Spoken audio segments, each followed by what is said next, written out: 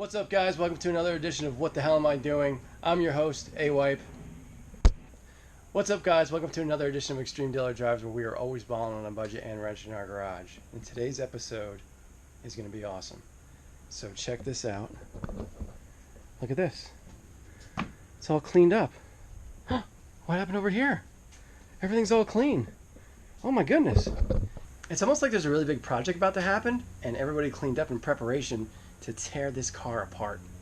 This is a huge one today, guys. This is something that I've been waiting for forever, and it would have been done already if two things would have happened. One, I would have just done it myself and had the engine out, or two, that I could have hooked up with another company that was going to help me do it, but our schedules didn't work out, so we weren't able to get on the same page with that. So we're just going to do it ourselves with the engine in the car. And what we're going to do today is we're going to delete ABS. So I know the first thing you're going to say to yourself is, why are you deleting ABS? Well, let me tell you why. Number one, it doesn't work. Number two, my ABS light is on all the time. And number three, you can't even buy parts for this ABS system anymore unless you go and you either find one of these that have ABS, or you find an NSX that has ABS, because those are the only two cars that have this system in them. And you have to buy special tools from Honda to bleed the ABS system. It's a disaster. And you know what? It takes up way too much space in this engine bay. So as you can see, we got this pump underneath the intake. We got all sorts of crap down there that needs to go. So if you guys are following me on Instagram, you already know that I got an Innovation traction bar at home that I want to install. I cannot install that traction bar with ABS because a lot of the pumps and everything that's involved with the ABS are attached to the current traction bar that's on the car. So I'm dying to get that traction bar off of here. I'm dying to get this ABS system out of here. I'm dying to put the fuse box in the glove box, which is coming up. I'm dying to get my S2000 master cylinder for the clutch in there. Video coming up. I'm dying to get my nice polished radiator that I just did a video on into the engine bay. Video coming up.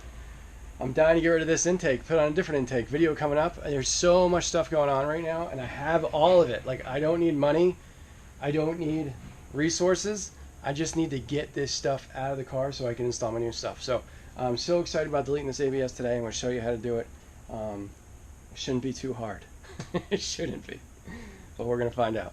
So let me start by saying this is going to be a two-part installation. So today we're just removing everything, and then the next video will be reinstalling and bending brake lines and all that good stuff. So this is part one of two.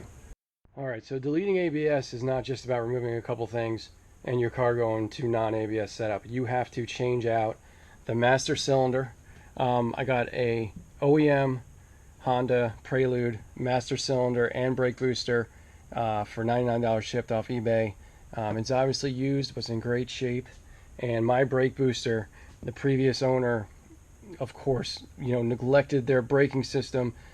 Brake fluid leaked, got all over the bottom of the brake booster on my car, and rusted it to pieces, as well as the paint underneath. So I'm going to go ahead and replace the brake booster and the master cylinder. Okay, and you have to get yourself a proportional valve. This is from a 92 to 95 Civic, obviously a non-ABS model, and you can't use the current proportional valve. You have to use something that's going to work with a non-ABS system. So those are really the two things you have to replace: your master cylinder and the proportional valve. Okay, to get started, the first thing we're going to do is we are going to remove the intake.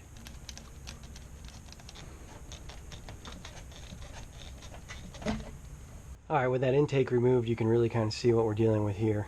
We got this, which I think is the pump. I'm not 100% sure, but we can see we have a lot of lines leading to that. It's where our brake lines are coming to. And then underneath, we have all this junk down here, which is why, like I said, I couldn't replace my traction bar, because all this stuff is actually attached to the traction bar. So before we start cutting brake lines or disconnecting brake lines, we're going to get as much of this out of here as we can using our old turkey baster. So we got this reservoir good and empty. Now we're going to go over to the master cylinder and do the same thing for that. Okay, so before I start disconnecting brake lines, I'm going to go ahead and move the fuse box out of the way. Looks like we got two 10mm bolts holding it in place. I'm going to have to disconnect some power and ground here, or 2 power cords. One going to the starter, and one going to my distribution block, whatever the case is. My goal is to get this thing relocated out of here as well, so might as well do it at once. So before we start doing anything with the power wires going to the starter and everything, let's go ahead and disconnect the negative terminal on the battery. Cool. Now we're safe. We are already making killer progress. Super happy with this so far. So yeah, disconnected a bunch of clips from the pump. Okay, those are those guys. This guy here was 2 bolts, came right off. Obviously it's run through the fender, and we're going to pull all that back when we tuck it. But for now, what I want to do is I want to get this just kind of hanging over the fender of the car. Okay, so moving on, I am going to start disconnecting these brake lines that are leading to the pump here. So to get things started, you always want to use one of these wrenches. They're made for brake lines, and they allow you to get 6 points on there, or however many it is, to get the most leverage to break them loose. I broke them all loose with this, but it can be cumbersome to disconnect everything with just this. So now I'm using, you know, a regular box wrench. And you can see we have some fluid dripping out, but it's really not that bad.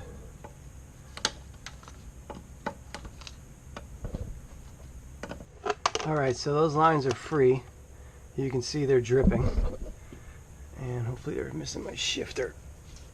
But anyway, I got one 12mm bolt out, and then we got some more down there that's kind of holding the assembly to the side of the firewall.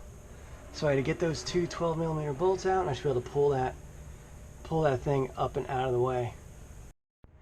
Okay, it took some wrestling, but I got everything loose. So I'm going to go ahead and loosen this and slide this down. I have a feeling it may just be for air. We'll find out. And then I'm going to go ahead and loosen that guy, which we know has got fluid in it. So, whoo! Success. We got that son of a bitch out of there. Oh man, I'll tell you what, it weighs at least 15 pounds. But man, look at that space, huh? Man, it's so much better. Holy cow. It's going to be beautiful when it's done. So we're down to the home stretch. We now just have to undo some bolts and pull all this crap out of here. So I was able to loosen this guy up, pull him up and out of the way. But this bracket down here that's holding whatever the heck is left of this system has got like 4 or 5 10mm bolts that are attaching that big piece to the frame, and they are really hard to get to. So I'm going to have to get creative and figure out a way to get these bolts off. But this is all that's left. 4 bolts. That's all that's left to pulling this whole thing out. Check it out. What a difference, huh? Looks a lot better. So here is everything that I removed. You got the pump, including a bracket that the pump sits on. You got this thing down here. Not exactly sure what that does. Got that big baseball thing. Don't know what that does either. And then the bracket, all that stuff is kind of sitting on. So that's going to be it for this one, guys. That's the end of part 1. Stay tuned for part 2. It's going to be the next video. Thank you so much for watching. I hope you're as excited about this as I am. This is the start of amazing things. Literally just an engine and transmission in a car with a lot of other stuff hidden. So this is the first really big step towards that goal that I've had really since I got this car. So real excited about how it went today. Really didn't have too much trouble at all. But anyway, please like, please subscribe. We'll see you next time.